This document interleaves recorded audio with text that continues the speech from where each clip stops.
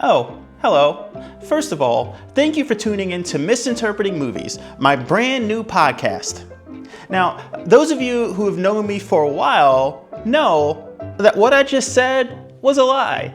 This podcast isn't new at all. I actually used to do this podcast a long time ago, way back when COVID first started.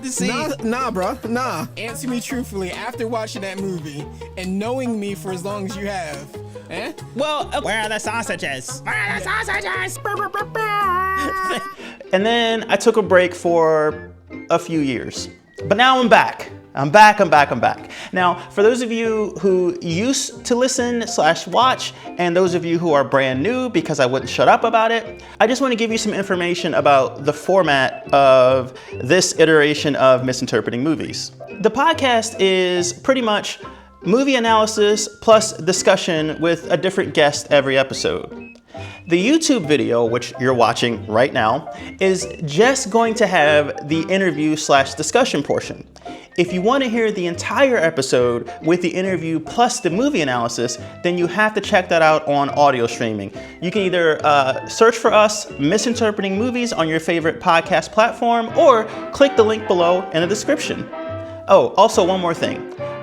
I recorded this episode as sort of like a test run, a pilot type of episode to kind of get some feedback from people and learn what people do like, what they don't like, what works for me, what doesn't work for me, and to reach out and network and find some folks to interview for a future episode. If you would like to be a guest or you know someone who does, please let me know. Or if there's one movie in particular you'd like me to misinterpret, let me know that as well. Anyway, there's been far too much ado already. So, without further ado, here it is, the grand return of Misinterpreting Movies. Enjoy, and let me know what you think.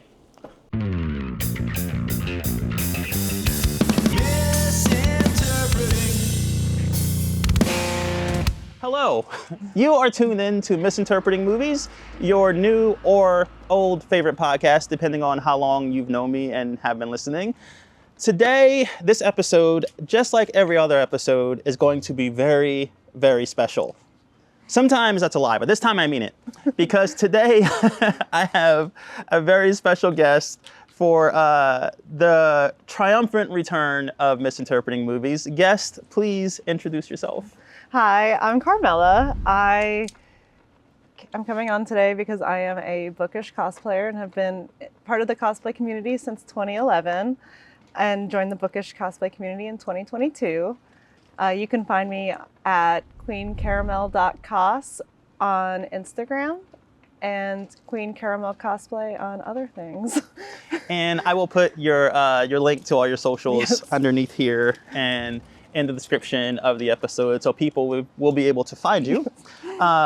But today we're going to talk a lot about that, about what you do, how you came to do it, and also any obstacles you encountered along the way.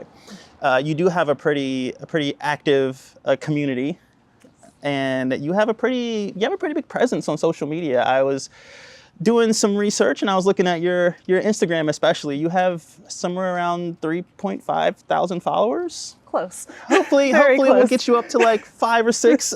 One day. Hopefully. But so today we are going to talk about the movie for today's episode is Cool as Ice. And we're going to talk about your experiences in the bookish cosplay community and just your whole journey there. But for this first segment, we're going to talk about greatness and becoming great. And as we learned in the very first segment of Cool as Ice, if you listen to the streaming, is the overall message in Cool as Ice so far is just embracing and believing in one's greatness. I think it's important for all of us, and this is what Cool as Ice is trying to show us, is that it's important to believe in your own greatness and to believe that you can achieve that. But before we can achieve that, it's important for us to define what greatness means to us, because we all have different definitions. So we're going to discuss your definition of great. And I think that one of the ways that manifests is what you pursue as your hobby and your passion. For some people, being great may mean being really good at Call of Duty. For me, being great is doing podcasts. I've been wanting to do podcasts for a while. So let's kind of talk about what you do, and we're going to get into the struggles that you had and how you overcame them. But first, let's kind of tell your story about how did this become a thing that you even thought about doing in the first place? How did this start? Well, going back to like high school times, because that's when I started cosplaying, I was extremely shy, extremely shy, painfully shy to the fact that like I couldn't even say hi to people. And so I fell in with a group of people and started attending an anime club. And that's where a lot of cosplay comes from, is the anime community. And they decided as a group to go to a convention. And there was a small local convention where I grew up, and I decided that I was going to do my first cosplay there. I'd always had an interest in sewing. I've always had an interest in creating. I can remember even back to when I was a kid making paper costumes. But finally, at that time, I could, use a sewing machine. So it just kind of became an outlet over the years. And it became even more of like turning from an outlet to like something that has helped me grow and find love for myself. Yes. And that's a huge thing we're going to touch on here, is that like using this creative outlet to learn how to love yourself. Because that's another big theme in this movie, is the main character, Johnny, loves himself. Probably a little bit too much, but in spite of everything around him, the one thing we can say about Johnny is Johnny loves him some Johnny. But that's interesting. Like, I want to talk more about that. And, I've always been interested in cosplaying, and I come to you about an idea for a future cosplay episode. Maybe we'll talk about that later. But I remember this is a while back. I was talking to someone, and this is kind of like cosplay, but it was Halloween. Yeah. And she asked me what I was going to be for Halloween. And I said, I think I'm going to be a Mortal Kombat character. That's cosplay. And she said, which one? And I was like, well, there's only one black man in the entire. That doesn't matter. I know. That doesn't matter. It really doesn't. But the fact that I didn't know that shows my lack of like knowledge about the cosplaying community. So can you talk more about just, because it's, I am not knowledgeable about it, but it's a super popular, like, thriving community that a lot of people, find comfort in, and they find themselves in it. Can you talk about what that community does for you? And then we'll talk about books, and then we'll combine them. So being part of the cosplay community for, 14 years now, I've seen it evolve a lot over the years, because it used to feel like a very niche community. There was not a whole ton of people doing it, and there was a lot of stigma with it too. Like, they were the weirdos, or like, it wasn't super common compared to like what it is today, where there's conventions and now book balls and like everywhere, every city, every state you can think of, in different countries too. And every time you go to one of those events or you post something online, your community rallies around you. That's awesome. And everyone is so always cool. Like, everyone, like, you just meet people and they support you, and you've never really truly lived until you're in your full cosplay that you like completely made yourself, and someone comes up to you and like, are you this character? You look so amazing, like that type of thing. That's gotta be so validating to spend so much time on something and to have someone go, you are. What would you say is, and this is a tough question here, if you had to pick one favorite that you've done, what would you say is your favorite? And preferably something that you have photos of, so we can put it up right now and to show people. So I will say, I have two. Can I say two? You can say two, The yes. two from the same series, okay? And I am working on I just revamped one of them, and that was the picture you're going to use for me. Yes. And I'm working on revamping the other one. Okay. So the one that first comes to mind is Manon from Throne of Glass, which it is a very popular book, so I'm sure someone has heard of it before who's going to be listening. And I just revamped the cosplay and made all the scale mail for it and was able to like afford professional pictures for it. So like it just is meaningful to me because I took one that like I didn't really make much for it and then made a lot for it. And I know I was even recognized, it was a bookish character that was recognized in an anime setting, which was exciting. That's so cool. So it's like the combination of your two passions. Yes. So speaking of which, excuse me. So speaking of which, let's talk about the bookish side of it. Because we talked about the cosplay. When did you decide to include before we talk about that, let's talk about your, I know you love books. Yes. I think that might be an understatement. Yes. Because You don't want to know how much I spend on books. Some behind the scenes information here. When we made a plan to come here and meet and do this episode, I texted you saying that I got in here and your response was, hey, I'm in the bookstore. It's like the one bookstore in town, you found it and you were like, I am in here looking at books. Yes. So let's talk about that for a second. Like, when did that love of books start? Did it start when you first learned how to read? No, actually reading was really hard for me. Really? I was a delayed reader. It took me way too long, too long. I know there's no such thing as too long, but you know, when you go to public schools, there's a such thing as too long. Yeah. I actually am dyslexic and I could not read for the longest time. Oh, wow. It took me longer than the average person to read. So it wasn't until middle school that I found the love for reading. I found Aragon. I don't know if you heard of that one. I do not, but I will do more research. But it's a dragon book. It's an older dragon book. And that was like my life.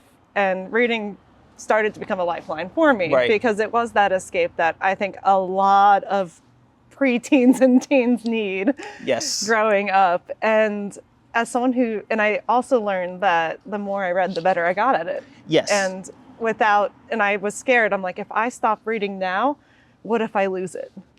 That actually happens. Like, it's a thing where when you don't do it for a while, it's like a muscle, like any other muscle that you work out. Like, you have to keep doing it or you kind of fall out of the routine. Especially when you have a learning disability too, Especially. like dyslexia, like it is easier to lose something like reading that other people might take for granted. Yes.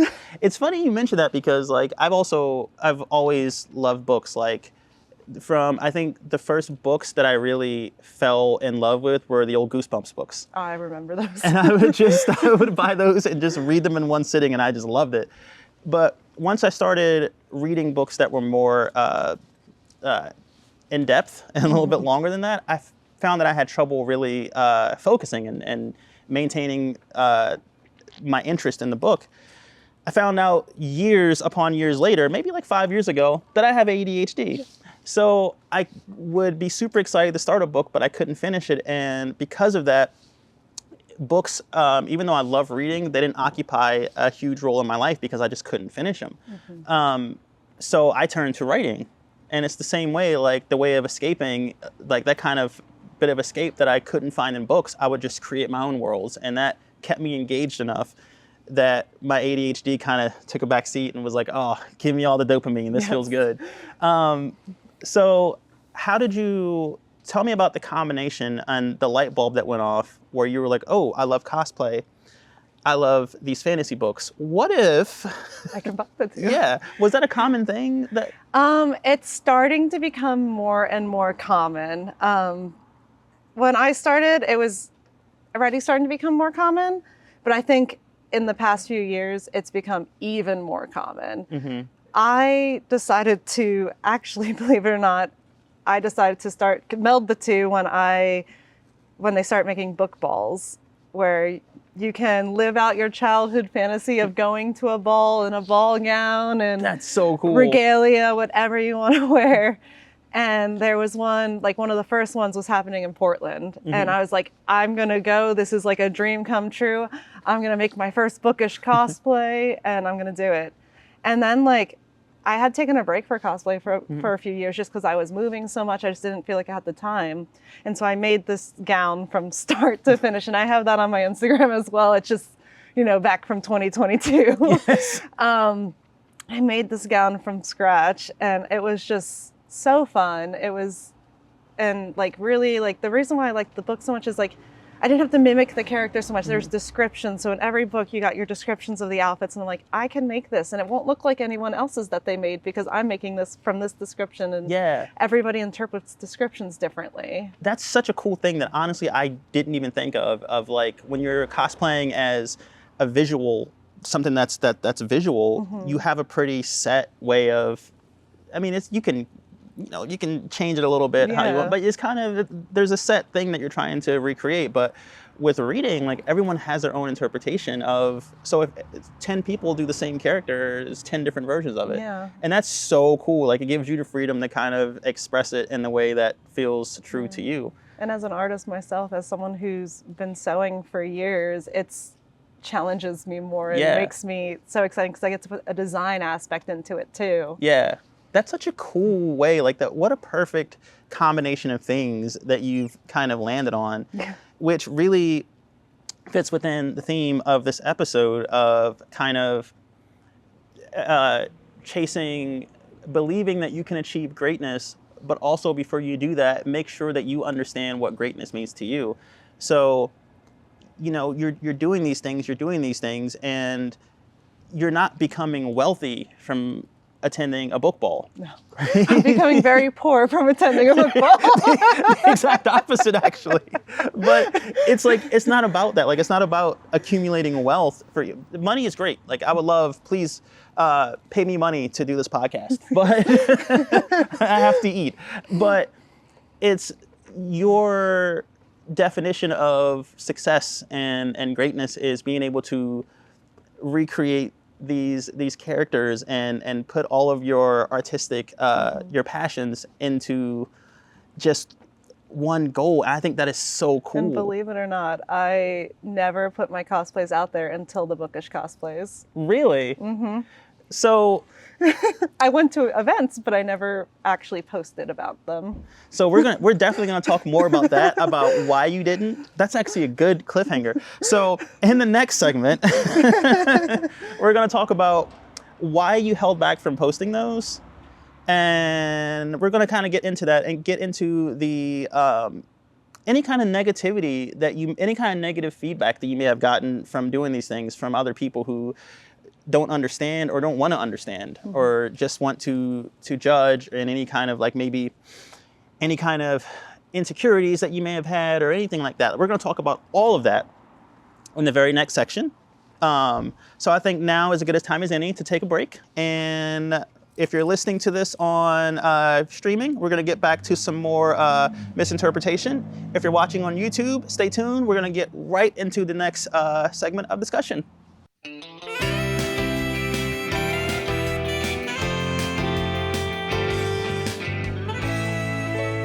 Hello, welcome back. I'm still here, and so is Carmella, and we are talking about Cool as Ice and relating that to our own personal lives. And for this segment, we're going to talk about how Kathy and Johnny represent two versions of ourselves. They're meant to represent two versions of ourselves.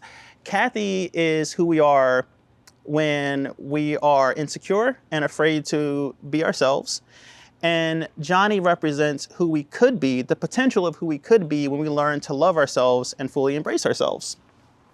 However, the world around us is not going to make it easy for us to love and embrace ourselves. So for this next segment, we're going to discuss obstacles that have gotten in our way and have gotten in your way on your journey from cosplaying to your love of books to combining the two together.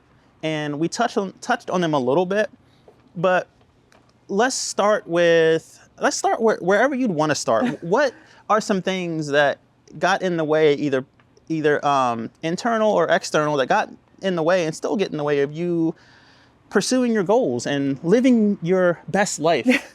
I feel like a lot of times my biggest obstacles are within. Yeah. I am forever my worst critic. I am forever hardest on myself than anyone else. I find that very relatable. Yes. Than anybody else. Like, yes, there is not so much nowadays, but there was a lot of stigma about people who cosplay, people who like nerdy things and such like that. But lots of the things that stopped me from in the past, and even still now, even though I don't show it on my socials, is internal factors. Like, I have bad body dysmorphia. I feel like everything has to be perfect. If it's not perfect, like, I don't want to post it. Or like, I never modeled before and decided, I'm going to start posting pictures and teach myself how to model in a sense. And that's not easy, as anybody who's tried before. Right. It's not natural to just be like, I'm going to go outside and just look a certain way. And, like, you have to pose your body in certain ways that aren't just like how you're going to sit just being comfy. The funny thing is, with your posts, and if you're watching this on YouTube, we're going to be posting pictures of yours. If you're listening on Spotify or whatever streaming service you're using, get on YouTube too. Like, watch this on YouTube. This is great. I took a lot of time to find this recording spot. But a lot of your posts and your pictures look natural. And the amount of work that goes into making it look natural, to hear you say how unnatural it feels and how uncomfortable you are, you'd never know it by looking at the photos that you post. And I think that's incredible. But also, something else that you and I were talking about before is how we feel about the sound of our voices. And I shared with you that I used to hate the sound of my voice. I used to hate it. And of course, I started doing podcasts where of course, that's what you decided all the what time. you want to do. But it just became one of those things where it's just like, I like to do it so much, and I enjoy the process, and I enjoy the end result, that I kind of just push through it. And I was like, you know what? Okay, if I'm insecure about my voice, other people have told me it's fine, so I'm just going to believe the trusted people who have told me it's good, and eventually I'll get over it. And that's very similar with body dysmorphia as well. When you're taking a bunch of pictures and stuff, like, as someone who's always struggled with my image, I like to put, like, that's why I never took pictures before of my cosplays. Yes, I put all this work into it, and I have like a screenshot or like something, like a little picture, but nothing like where I've full out picked a location and decide, okay, this like 3 to 5 hour period is going to be putting makeup on, putting this look on, and taking pictures. Yes, yeah. And like, I also, do you ever get hear comments from people who, to them, it may be just, a comment that's just innocent and just playful, but it hits you in a way because the people don't understand that you're struggling with something that they make a comment on? Yes. And and even though most of the things that were holding you back and that you still struggle with are internal, sometimes those external comments and those criticism and those judgments can really kind of hit you in a way where you're like, ooh. Even the indirect ones too. Yeah. Where you'll hear someone talking about, oh, I can't believe my family member dresses up for the Ren Fair or something. And I'm like, oh, I cosplay. That's like so much further than dressing up for a Ren Fair, which I do too. Right. And it's like, it's so hard. And and that kind of highlights the difficulty with kind of pursuing these things and really embracing yourself, is that there's some people who are just outright just mean. Yes. But then there are the people who don't understand they're being that way and don't understand how hurtful they're being. And sometimes that hurts even worse. It does sometimes, because at least if they're mean, you're like, oh, they're just a mean person. Yeah. But if it's someone who's not mean, and then like, you don't want to cause a scene, so you kind of laugh it off and go, yeah, who dresses up for things? Yes. Or like, oh, sure. Yeah, like, that's crazy. Anyway, don't look at my Instagram. Don't find me. Right. But that's the whole thing of like, when you finally start putting things out there, like, it's a boost of confidence, but it's also like could be a hit to your confidence too. It's very, very scary. And it's like, it's a fine line to walk that I'm still learning how to walk with being creative and taking the things that you create and putting them out into the world. Yes, it's very hard. Because you always hear people say, like, you don't want to get too high and too low. Like, don't take the negative comments too personal and don't take the positive ones to heart and, like, get super full of yourself. But it's a really difficult balance because it's like, how do you not read a comment and, like, not have it crush you? That's why you have to surround yourself with a community. Exactly. And so that loves and supports you, because you're always going to have those crappy comments and stuff, or crappy people in your life, and having that community that, like, bolsters you and, like, brings you that love and support. Yeah, and it's like, and it kind of sounds like what you're touching on here is kind of not looking for approval from people who don't, I don't want to say don't matter, but people who don't understand you fully. Or don't have the same interests. Don't have the same interests. So, of course, if you're in a bookstore and you're with someone who only reads true crime, they may walk by a book and see, like, a dragon on it and go, I can't believe people read that garbage. Yes. Meanwhile, it may be one of your favorite books. Whereas some people, there's people like, I read a lot of fiction. And there's a lot of people who will only read nonfiction. And I'm like, I don't have a lot of enjoyment with that. Like, but I understand where people are like, what's the point of reading fantasy? Because there's just, you don't get anything from it. But it's like, you do. There's messages and everything. Right. And what it all comes down to is do what you love and leave me alone. Yes. If it doesn't make sense to you, that's okay. It doesn't have to. No, you have to. I dealt with that a lot with even podcasting. People saying, everyone has a podcast these days. Why are you doing a podcast? Or people who assume that if I'm doing a podcast, I'm doing, like, a Joe Rogan podcast, or that I worship Joe Rogan. It's like, I'm actually, okay, so full disclosure, actually, one of my insecurities is that I'm so afraid to tell people that I'm into podcasts when I first meet them, because I don't want them to assume that I'm, like, a Joe Rogan type of, like... And that's the same thing with cosplay as well. Maybe not like Joe Rogan, but, like... Right. We don't like Joe Rogan, by the way. People just assume that you're a certain type of person. Yes. Because you do. But that's with everything. Yes. And I'm the same way. The first thing I say to people is, like, I'm a bookish cosplayer.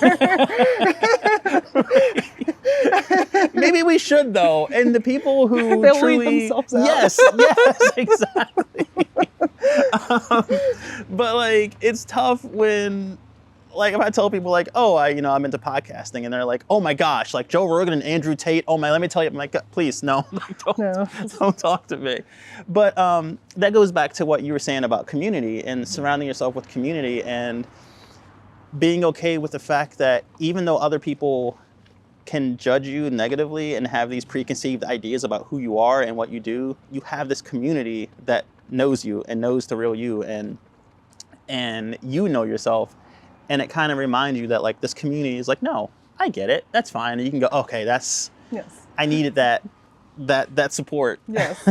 So, what did you, so let's talk a little bit about, because for me, I get a lot of judgment with the work that I put into what I do. I get a lot of people who see the finished product and say, that's great. I love that. That's great. But when it's time for me to, like, spend hours writing, and I've watched Cool as Ice, so I can't count how many. I can recite that movie.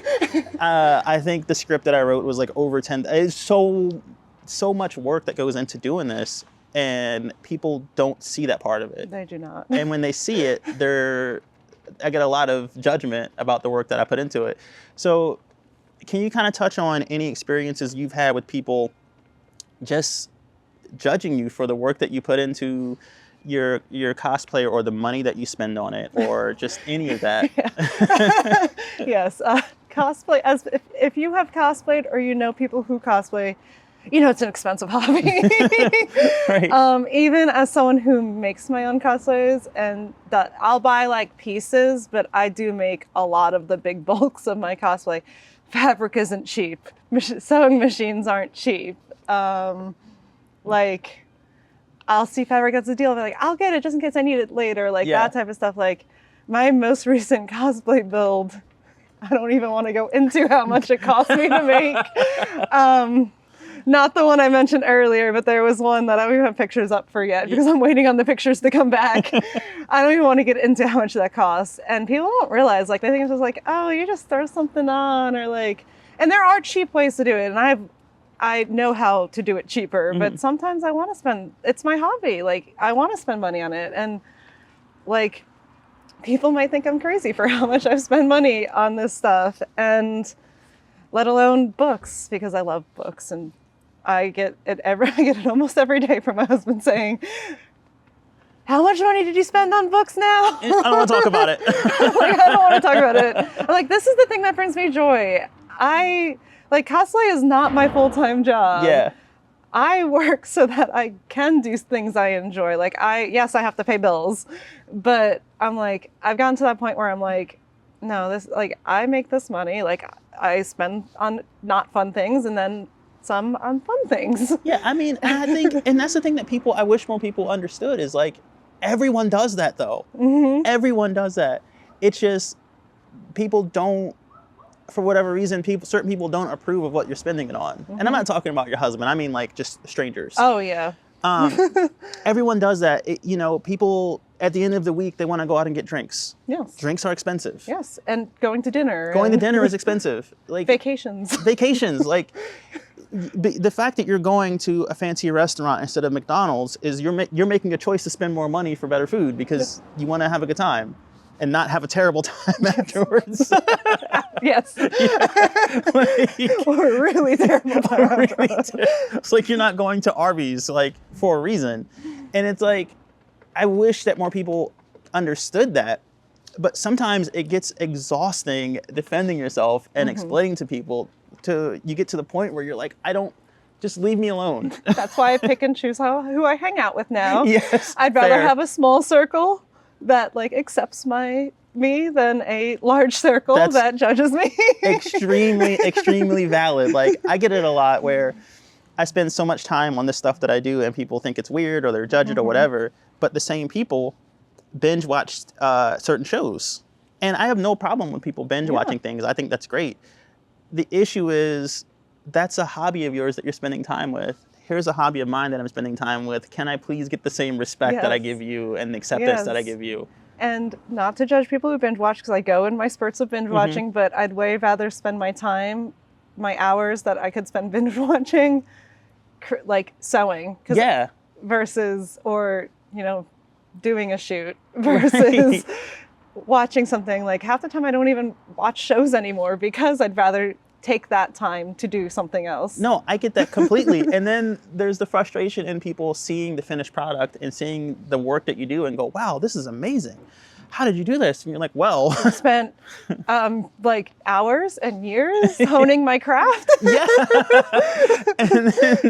and then the most frustrating thing, and tell me if you've heard this before, is you spend hours upon hours and dollars upon dollars. Yes, you know where I'm going. Working on this, and then you finish it and you show people, and you're like, look at what I did. And they're like, wow, I could never do that. You're just naturally good. No, okay. I have a different one for you that is also super frustrating. I don't know if you've gotten this as well, is, oh, I could do that cheaper, or I could do that quicker.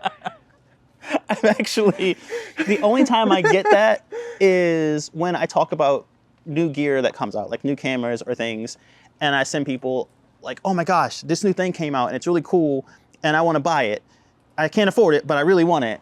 And they're like, or I'll have something where I'm like, oh, I spent this amount of money on this piece of gear that really helps me out. And they're like, well, why? You could just you don't need that. Yes. And I'm like for me with costuming, it's like I'm working on a ball gown right now that has been slowly over a few months I've been working on it, but I've put hours into it already. Right. And I just know I'm waiting to hear, oh, you get something just like that on Amazon. Or you can get something just like that on all those other websites that are like, you guys know what type of website. Yeah, right. And I'm like, but it's different. And not only is it different, but also you never asked for their input on whether or not you could get it cheaper. like- Why are you sharing this with me? It's like, just tell me it looks nice, okay? Yeah, this is not, I never asked you for this input. Just say, wow, that's nice, and move along. There's such, and this is going to be a separate episode, I think, and I'm pretty sure I have notes that I've taken, but just this, people feel this need to give opinions that you never asked for. Like, it's not necessary. No, it's not always necessary, especially when they're negative like that. In fact, it's completely unnecessary. Yes. Like, completely. But anyway, I think now is a good time for us to stop. And again, if you're watching on YouTube, we're going to take a break and jump right back into conversation. Or if you're streaming it, we're going to get back to some more misinterpretation for Cool as Ice. And we'll be back right after this.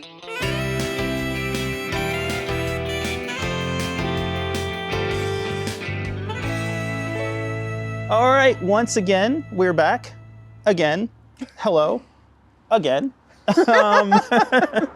So at this point, the movie ends. The movie is over, and it's pretty predictable how it was going to end. Johnny and Kathy end up together, and Nick ends up without anyone. And if what I'm saying doesn't make any sense to you, and you're watching on YouTube, I would consider streaming it, because I talk about all of this and the breakdown and the analysis. But for this last segment, we're going to talk about how we overcome some of the obstacles that get in the way of us achieving greatness, pursuing our goals, whatever you want to call it. Just all the things we talked about in the last segment, we are going to discuss getting through them and falling deeply and madly in love with ourselves. And working on it still. It's a process. It never ends. It doesn't happen overnight. No. Sadly. No. It's a long process. So let's talk about that a little bit. We talked about a lot of the negativity and the stigma associated with what you do. Even when you talk about doing the cosplay from the stories that you read, you were one of the originators of that. You were one of the first people. You Maybe. are. We're going to call you a trailblazer. Maybe. I don't know when it started, Yeah. but I know I've been doing it for a while. Yes. So you're the first person to ever do this. No. But talk about what you tell yourself to. I know you said that most of your obstacles were internal. Yes. And so talk about what you did and what you continue to do to kind of work through that, because I think a lot of people have those internal obstacles. Like they may present differently, but a lot of people have those roadblocks in their way that they kind of put there themselves. So how do you?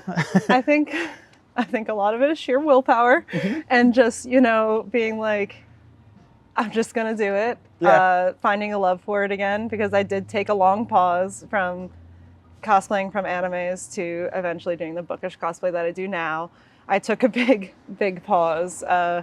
And even when I started bookish cosplaying, I never actually thought I was going to post them online. Right. But it came out so well that I was just like, I had to. Right.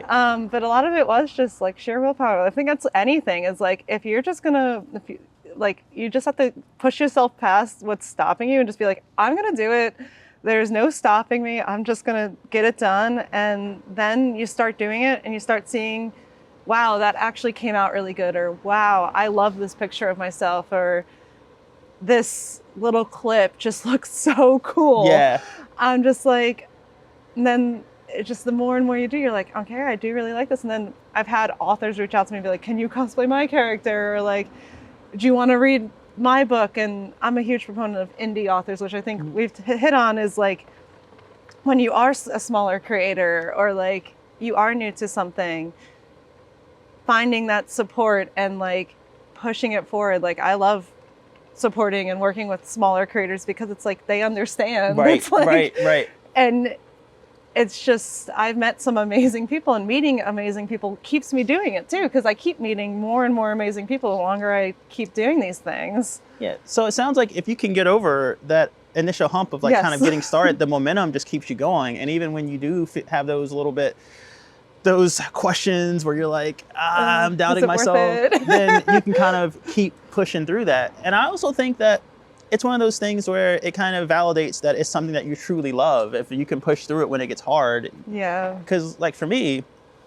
a lot of what I do is I don't do it because I love it for sure, but it's not just because I love it. It's because I feel like I have to. Like it's not just, it's what I do to for my self-care. Yes. Like I have to write a lot. I have to, like, it just makes me feel good, and it's really that simple. Yeah, and it's been like, I like to talk of cosplay as like a healing thing. Like it is healing in a sense of like being someone who does not always like the way I look. Like seeing these pictures and like finding myself in these characters and like dressing up as these characters and making these costumes, like it's been so healing. Like I don't think I would be where I am today. Right.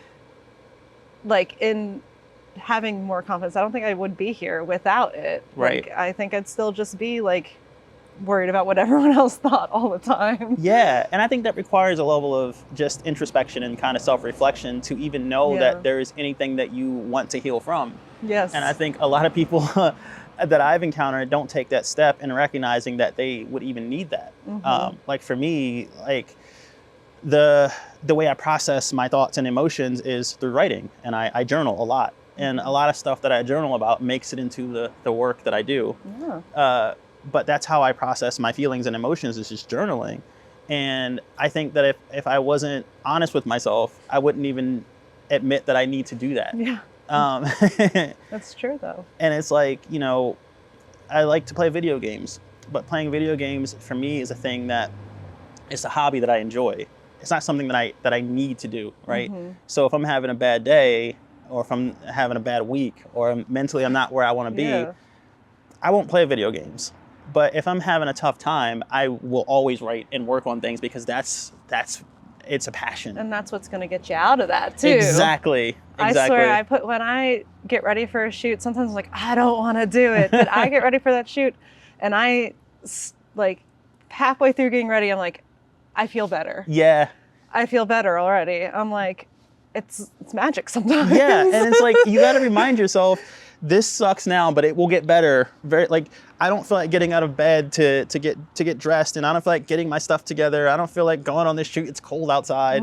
But you've done it enough that you know that if you can get past that initial, I don't want to do it, it will feel better. It will feel better. And then you see those final products and you're like, wow. Worth it. Yes. Worth it. Worth it. And I wish that more people could feel that and experience that, of whatever your passion is, whatever you want to do. Maybe it's something that you feel that you've never talked about. Maybe you want to play in a rock band. Yeah. Maybe you want to be a heavy metal drummer. Maybe you want to, whatever it is. Maybe you want to write your own book. Maybe you want to write your own book. Whatever it is, I wish people could feel that feeling of putting the work in and trying something and pursuing that.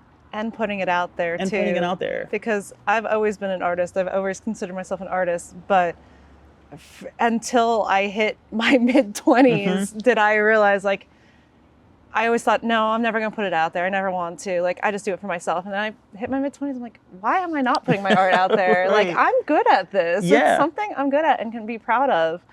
And like you said, I'm just going to do it. Like, I have to do this. Yeah. And like, I hope more people can like try that hobby, and worst comes worst, you don't like it. Yeah, I mean, and that just, I think by doing that, it teaches you so much more as well. It's like letting go of that, not letting go, but not letting the fear of failure hold you back from certain things. That's the only way you could have that success and get to where you want to be. Exactly. I think there's safety and comfort by keeping yourself in a box or in a bubble, but like, it's scary to step outside of that, but that's the only way you're gonna like experience those opportunities and as the theme of the show, to really become your true self and who you want to be, and like achieve that greatness, because you know, everyone has a different definition of what it means to be great and to have a fulfilling life and existence. Because like, let's be honest, the world is terrifying. And it gets more and more terrifying by the day. Exactly. So like you got to find your little joy where you can, and I think that that's awesome that you were able to and still are able to pursue that and find that. I think that's fantastic. Yes. And I can't believe we got all of this from Cool as Ice. Yes. like, how amazing. But I think once I put all this together, the runtime of this is going to be very, very long. So I think that we can stop there for our analysis of Cool as Ice. If you haven't seen it, go watch it. It's awful, but I loved it. Legit one of my favorite movies. But we were saying that awful movies sometimes are the best movies. Yes, and I love this movie. And I said this to someone and they asked if it was Stockholm Syndrome, and I said, I don't know, maybe. Is it a vibes movie? It definitely sounds like a vibes movie. No, it's, how can I, yes. It was just, I don't even know how to explain it. It's just a vibes movie. Yeah. Please, if you haven't seen the movie, please go watch it. Or if you don't want to watch it, listen to my podcast where I break it down and analyze it. If you're watching this on YouTube, go stream it. If you are streaming this, thank you. But that's where we can end there. We can remind everybody about your social media so we can get you some more publicity, or get me some more publicity because you have way more fans than I do. I will post you on me as well. Yes, but thank you. I am on everything, TikTok, Instagram. I have a YouTube channel that has one video, but I'm going to be starting to work on that, and TikTok. And I am queencaramel.cos or Queen Caramel Cosplay. Awesome. And I will put that on the screen here for all you YouTube watchers. And for all you listeners, either rewind that and replay it if you need to, or watch on YouTube. But that'll do it for the very first, well, not the very first, this is like the 28th, but the very first reboot of Misinterpreting Movies. Thank you very much for joining me. Of course. I appreciate you. I had a ton of fun. I had so much fun, and let's do this again sometime. Yes. All right. So long. Thank you so much. That was awesome. That was